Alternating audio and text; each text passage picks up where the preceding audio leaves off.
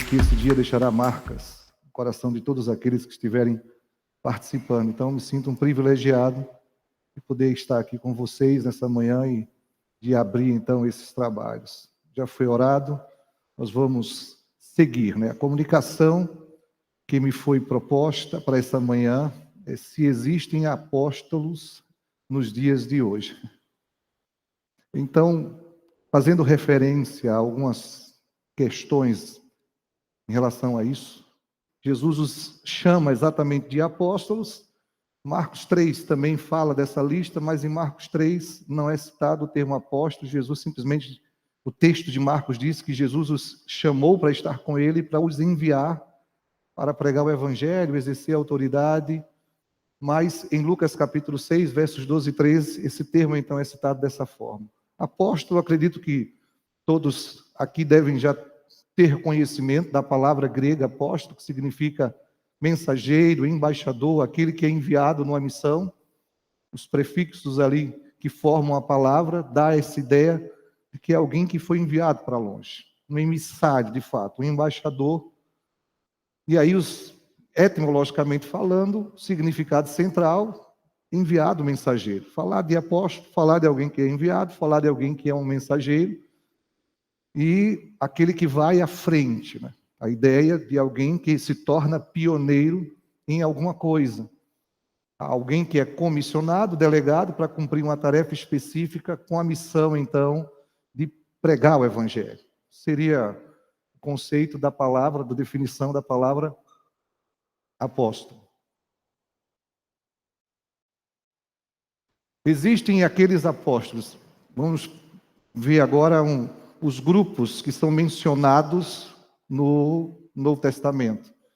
Existem estes aqui, de Marcos capítulo 3, como eu citei para vocês, os que se tornam testemunhas oculares de Jesus. Estes apóstolos, como estes, nenhum mais veio a existir. Aquilo que eles experimentaram e a forma como eles foram utilizados já não se repete mais.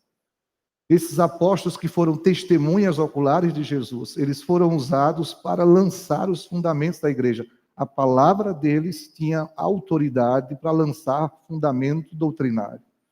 Alguns desses apóstolos, eles vão ser usados no processo de inspiração. Não é o Mateus que escreve o Evangelho, João que escreve o Evangelho, que escreve as cartas, que escreve o Apocalipse, Pedro que escreve as cartas. Enfim, alguns desses apóstolos, testemunhas oculares de Jesus, eles são usados nesse processo de inspiração e depois dele mais nenhum vai ser usado dessa forma, com exceção de Paulo, que a gente já vai citá-lo também. Então, esses testemunhas oculares, estes apóstolos que tratam de fundação, que trabalharam com a fundação doutrinária da igreja, por isso que a Bíblia diz, né, que a igreja está edificada sobre o fundamento dos apóstolos e profetas. Então, esses apóstolos aí, como estes, certamente nenhum outro se levantou depois deles. Existem, deixa eu ver aqui, acho que eu passei. Existem outros que são mencionados nas Escrituras. Deixa eu só ver uma coisa aqui.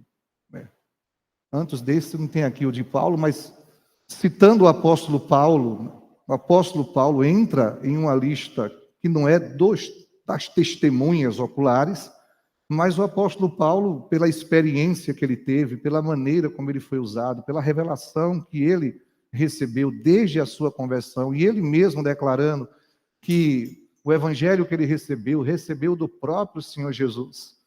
Então, tudo aquilo que ele viveu, as coisas que ele experimentou, a graça que lhe foi dada, trouxe a ele para um lugar também de destaque no que diz respeito a lançar fundamentos. Então, Paulo também, como apóstolo, foi usado na inspiração para trazer, então, a palavra de Deus, para deixar registrado doutrinas, enfim. Então, tanto os 12 quanto o apóstolo Paulo trabalharam neste processo de lançar fundamentos doutrinários para a igreja. E foram usados, como eu disse, alguns dos 12 e o apóstolo Paulo, no processo, então, de inspiração. Há outros nomes que são citados nas Escrituras, que estes aí não estão no grupo dos 12, nem tiveram experiências parecidas com a de Paulo, mas eles são citados como apóstolos. Barnabé, por exemplo, tem esse Andrônico e Júnias, que dependendo da forma como se interpreta o texto, alguns questionam se eles de fato eram apóstolos ou se os apóstolos os consideravam notáveis. Mas há uma forma de interpretar a partir do grego que dá a ideia de que realmente eles eram apóstolos e trabalhavam como enviados, assim também como Barnabé e Tito, que também, na verdade, não se usa o termo apóstolo, mas diz que eles foram enviados para uma tarefa específica. Então, pegando Barnabé especificamente, que é chamado de apóstolo, como apóstolo, então ele faz parte de um outro grupo, que já não é mais daquele dos 12, nem do apóstolo Paulo, mas que trabalha, então, com o ministério apostólico.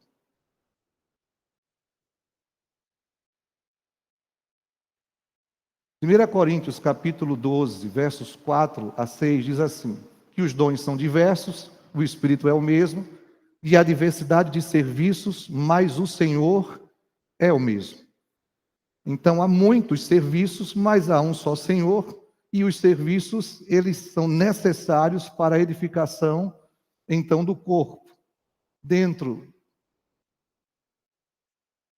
ainda, desta palavra do apóstolo Paulo falando sobre o corpo, ele diz ali no versículo 28, a uns estabeleceu Deus na igreja, primeiramente apóstolos, em segundo lugar profetas, mestres, e aí há uma diversidade de serviços que são citados em Coríntios como necessários para a edificação do corpo, como parte de um corpo. Preste atenção, são apóstolos, parte de um corpo. O corpo precisa deles, assim como o corpo precisa de todos os demais que são citados por Paulo. Todos são importantes e são necessários para que o corpo em si seja edificado. E aqui chegamos num texto básico. Para mim, a maneira como se interpreta é fundamental para que a gente entenda o ministério apostólico dos dias de hoje. O texto diz, falando acerca de Jesus Cristo, é o texto que se fala de dons ministeriais. Os dons ministeriais são pessoas que Deus levanta para servir ao corpo, pessoas que são levantadas para a edificação do corpo. É como se Deus desse de presente ao corpo determinadas pessoas, para que essas pessoas trabalhassem na edificação do próprio corpo. Diz que Jesus concedeu dons aos homens. E aí, então, ele diz, uns para apóstolos, outros para profetas, evangelistas, pastores e mestres. Qual o objetivo, então, do ministério? Aperfeiçoamento dos santos, desempenho do serviço, edificação do corpo de Cristo. Para isso é que os ministérios são levantados. Esse é o grande objetivo. Se a gente imaginar que hoje não é mais necessário o aperfeiçoamento para o desempenho no serviço e a edificação do corpo, então se perde realmente os ministérios. Mas se ainda hoje é necessário que os santos sejam aperfeiçoados para o serviço e para a edificação do corpo, os ministérios são necessários.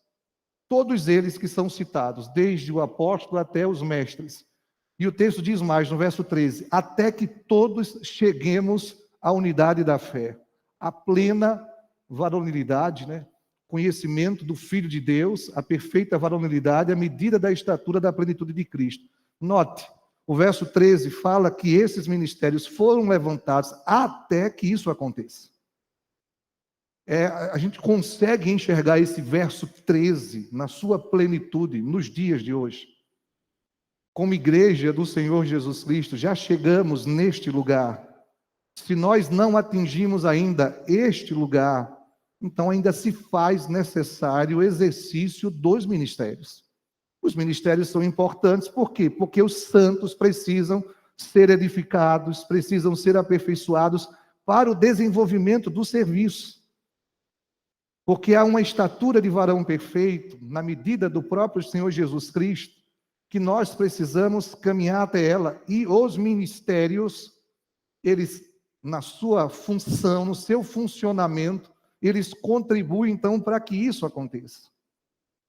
Então, estamos diante de um texto que mostra a funcionalidade e a necessidade dos ministérios para o corpo de Cristo, a fim de que saiamos de um estado de imaturidade, de infância, e a gente possa atingir um estágio de maturidade e de discernimento mais apurado no que diz respeito à doutrina, para não sermos induzidos ao erro, nem cairmos no engano. Então, para mim, esse texto de Efésios é um texto principal que fala exatamente sobre a importância e sobre a funcionalidade do ministério apostólico para os dias de hoje. Agora, o ministério apostólico não é, e talvez aqui é onde muita gente se para e questiona, porque infelizmente muitas destas coisas que não é, a gente enxerga naqueles que se dizem apóstolos nos dias de hoje. O ministério apostólico, ele não é um título que se carrega. Então, não é o título, não é uma hierarquia que se estabelece, não é uma promoção que você recebe por serviços que você presta, não é um final de plano de cargo e carreira. O indivíduo começa evangelista e passa por pastor, mestre, aí chega e apóstolo, então ele chegou como se fosse o final de um plano de carreira. É como se estabelecesse no lugar que é mais elevado do que todos os demais. Então, apóstolo não tem nada a ver com isso. Apóstolo não é sinônimo de riqueza e de prosperidade material, muito longe disso, se for ver a experiência do apóstolo Paulo. Então, não tem nada a ver com isso.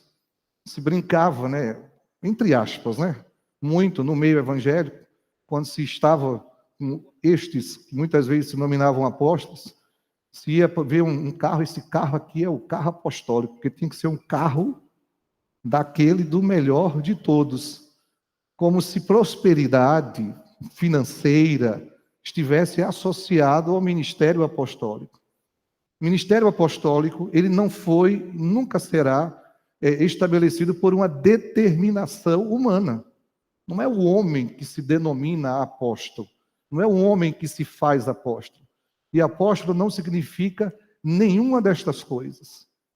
E porque, como eu disse a vocês, infelizmente, principalmente na nossa nação, nos últimos, sei lá, 20 anos, de uns 20 anos para cá, onde há um processo genuíno de restauração deste ministério, onde, de fato, Deus tem levantado pessoas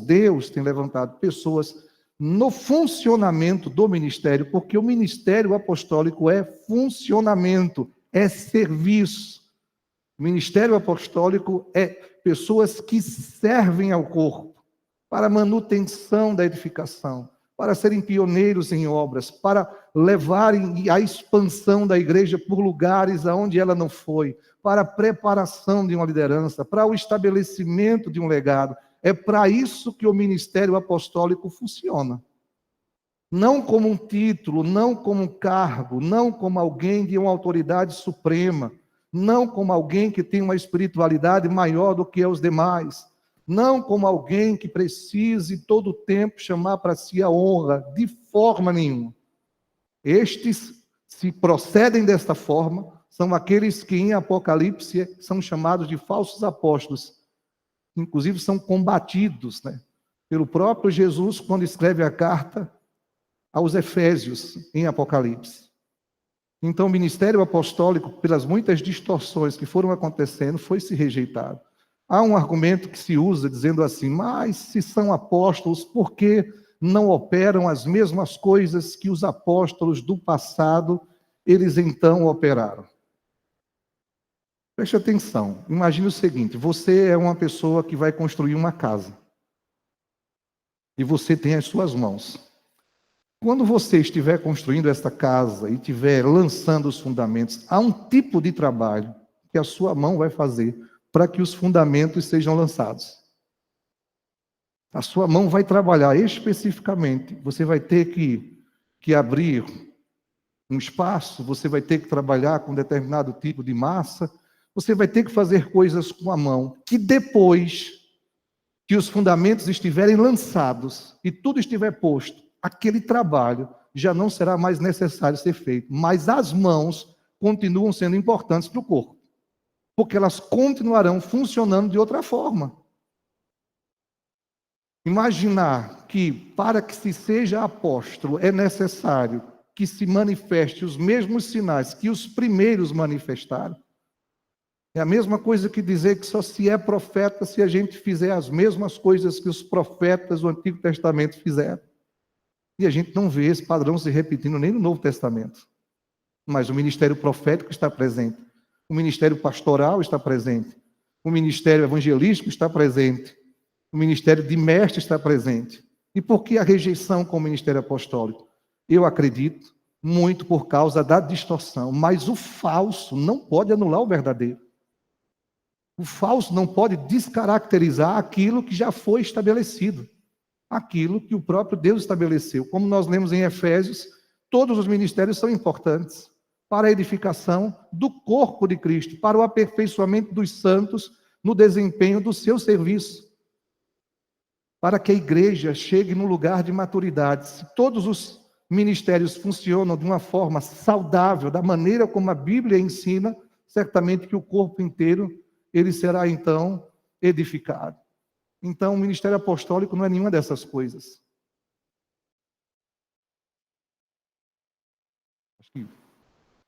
Ministério apostólico, o que é que ele é? Ele é serviço em favor do corpo, ele é funcionamento, são pessoas que funcionam, elas não estão num lugar pelo título ou por uma hierarquia, mas porque elas foram chamadas para funcionar no corpo, e o seu funcionamento envolve o desbravar, o promover a edificação, conservar aquilo que já está posto. Ninguém pode lançar outro fundamento senão aquele que já está posto, que é Jesus Cristo. Ninguém, absolutamente ninguém. Os apóstolos que seguiram aos 12 e depois de Paulo, nenhum mais tinha autoridade dada por Deus para lançar qualquer fundamento. E assim continua até agora. Mas é necessário os que conservam, os que lutam pelos fundamentos, os que abraçam então a fé e lutam pela fé evangélica. Trabalhar para deixar um legado, formação de uma liderança, de liderança servidora, que possa perpetuar então a cultura do reino, os princípios do reino de Deus, e seguir avançando com a igreja para novos territórios. Esse é o ministério apostólico. Por isso, eu de verdade não somente creio que existem apóstolos nos dias de hoje, como acredito de verdade que eles são necessários, que eles são importantes para que o corpo então funcione. Tirada todas as distorções e tudo aquilo que foi feito de errado, então depurado o ministério apostólico para que aquele que é ensinado pelas Escrituras seja vivido na prática, então certamente que o corpo será muito, mas muito abençoado. E eu creio de verdade que Deus tem restaurado nestes últimos dias o ministério apostólico. Passamos por um período muito difícil e ainda estamos vivendo, não somente com o ministério apostólico, mas com vários aspectos da igreja. Mas Deus tem depurado tudo isso. Então, eu não sou convencido, de fato, pelas Escrituras, que não existem mais apóstolos, ou que eles não são mais necessários. Creio que existem, creio que são necessários, e na medida em que eles se levantam para funcionar da forma correta, a igreja como um todo é edificada. Amém? Deus abençoe cada um de vocês. Foi um prazer estar com vocês nesta manhã.